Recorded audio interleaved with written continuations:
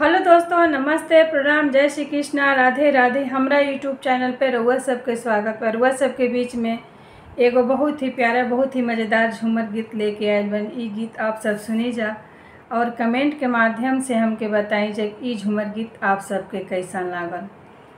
पियवा मरले बा बेलाना के मार रे माई, पियवा मरले बा बेलाना के मार रे माई।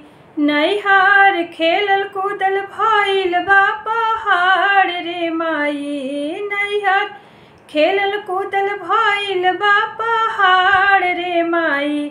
पियवा मरले बा बेलाना के मार रे माई, पियवा मरले बा बेलाना के मार रे माई।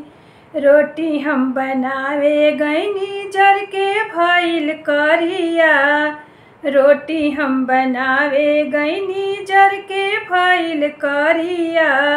सासू हमरो खाए अइली फेंक दिहली थारिया, सासू हमरो खाए अइली फेंक दिहली थारिया। अब तू ही बताओ कुछ उपाय रे माई, अब तू ही बताओ कुछ उपाय रे माई।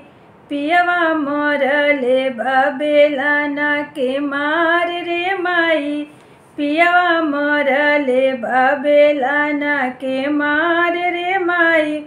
खाना बनावल हमर लागेला पहाड़ हो, खाना बनावल हमर लागेला पहाड़ हो।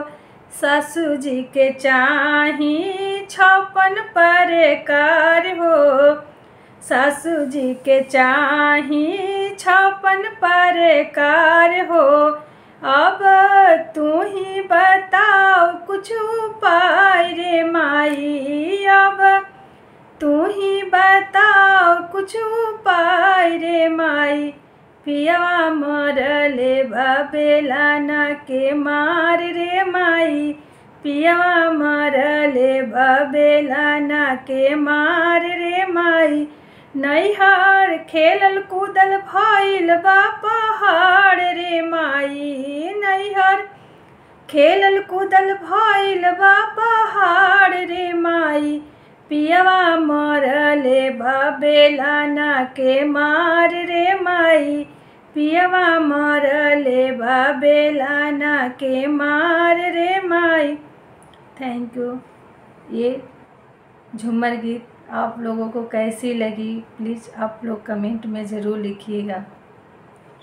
आप लोग से रिक्वेस्ट है, आप लोग कमेंट में ज़रूर लिखिए कि ये झूमर गीत आप लोगों को कैसी लगी।